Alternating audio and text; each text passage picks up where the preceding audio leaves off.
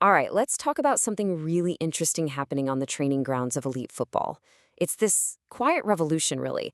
A huge shift away from coaches basically being puppeteers, controlling every single move, and moving towards creating players who think for themselves, who adapt on the fly, and who make their own decisions. Let's get right into it. This quote right here, it's really the key to the whole thing. For so long, coaching was all about instruction, right? The coach tells you what to do, you do it.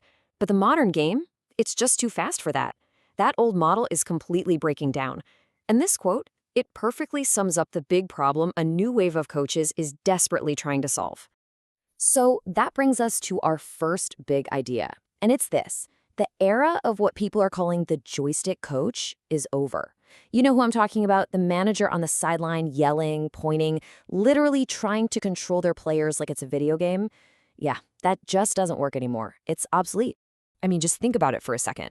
The game today is just so fast. It's chaotic. You've got the roar of the crowd, the speed of play. By the time a coach yells an instruction from the bench, the moment's already gone.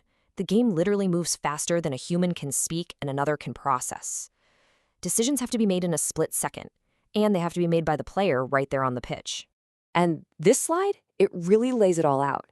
It's a total paradigm shift. Look at the left, the old way. It was all about instruction, conditioning, giving answers, basically creating a mold and forcing players to fit into it. Now look at the right, the new way. It's all about facilitation, autonomy, asking questions, and amplifying the talent that's already there. It's a completely different approach to coaching.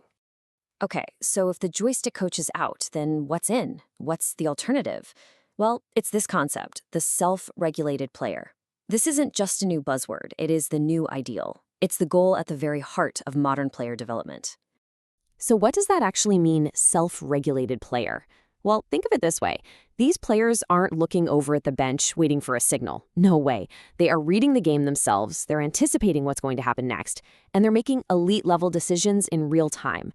These are the game changers, the ones who can shift the entire momentum of a match all on their own. And here's where it gets really cool. It's about how they see the game. They don't just see the ball. Their brains are wired to look for these tiny little cues, these indices of stress in their opponents. What does that mean? It could be anything. A touch that's a little too heavy, a player's body shape being slightly off. These tiny mistakes are the triggers, and they act on them instantly. Now, this isn't some kind of magic. It's not something you're just born with. It is absolutely trained, and one of the key tools for this is something called the bots scanning method. Coaches literally drill this into their players over and over again. It's a 4-point scan. Where's the ball? Where are the opponents? Where are my teammates? And where is the space? They do it so much that it becomes an unconscious reflex, just as natural as taking a touch. And if you want a real-world example, look no further than the legendary Ajax Academy. They have something called the mute coach method. It's pretty revolutionary. For the first 20 minutes of training matches, the coaches are forbidden to say a single word. They have to be silent. What does this do? It forces the players to talk to each other, to lead, and to solve the problems themselves. It's amazing. The most powerful teaching tool becomes silence. So, the big question is, how do you actually build this self-regulation on the training pitch? Well, it starts by taking a classic, something every player knows, the rondo, and completely reinventing it. Yeah, in 2026, the rondo isn't just a simple technical warm-up anymore. Forget that. Now, it's a high-speed neural pressure simulator. That's a fancy way of saying it's designed specifically to train the brain to make fast, accurate decisions under intense, game-like pressure. And what's really interesting is that the focus has completely flipped. It's not about the players on the outside making pretty passes anymore. It's all about the defenders in the middle. They're trained to use what are called cover shadows, basically using their body to block off passing lanes to players behind them. And they learn the rhythm of pressing. It's not about running around like crazy. It's about being patient, and then exploding onto a mistake. 6 seconds. This number is absolutely crucial. It's the famous 6-second rule, which is the bedrock of gegenpressing, that high-intensity pressing style. And it's built right into the drill. The moment possession is lost, the team has exactly 6 seconds to win it back. It drills that lightning-fast transition from attack to defense so many times that it becomes pure instinct. But look, the rondo is really just the beginning. It's the entry level.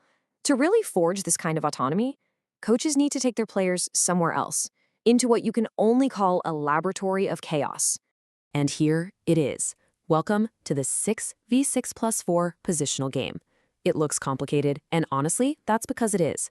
This is a favorite drill of modern masters like Xabi Alonso, and this is the place where that self-regulation we've been talking about is truly forged in fire. So let's quickly break this down. You've got 4 anchors on the outside who are there to provide constant width and depth. Then, inside, you have floaters who have to switch teams depending on who has the ball. And you've even got a hybrid number 6, a neutral player, who has to constantly decide, do I help the attack or do I support the defense? Every single one of these roles is designed to do one thing: force complex, non-stop decision-making. And here is the single most important rule of this whole drill. The coach says nothing. There are no instructions. The situation, the ever-changing context of the game is what dictates the decision. It's an incredible idea, right? The game itself becomes the teacher. All right, so this brings us to what might be the biggest shift of all, the role of the coach. Because now it's less about what they say and so much more about what they choose not to say. It's about skillful silence.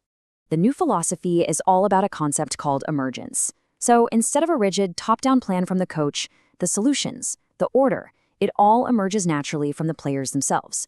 Think about a flock of birds flying in perfect formation. There's no leader, right? They're all just reacting to each other. That's emergence. That's the goal here. And this quote just nails it. The coach's job isn't just to correct weaknesses anymore. They're not just a fault finder. No, their new job is to amplify a player's natural strengths. It's about finding what a player does best and then designing a training environment that makes that strength even stronger.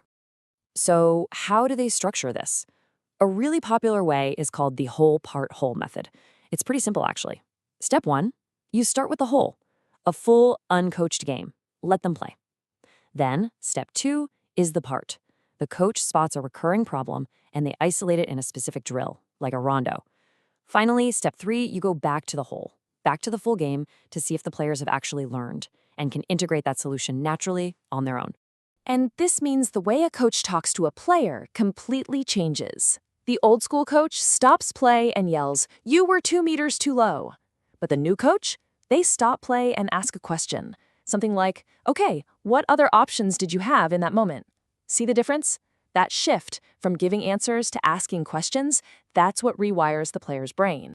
Because at the end of the day, the goal here isn't to develop players who can just execute a system that's handed to them. The goal is to develop players who can invent the system that the match needs, from one moment to the next. They become tactical co-creators alongside the coach. Which really leaves us with the ultimate challenge, the central paradox facing every single coach in 2026. It's this incredibly difficult balancing act. How do you free the magician? How do you let your players be creative and spontaneous without completely destroying the tactical structure your team needs to actually win games? That is the great question of modern football.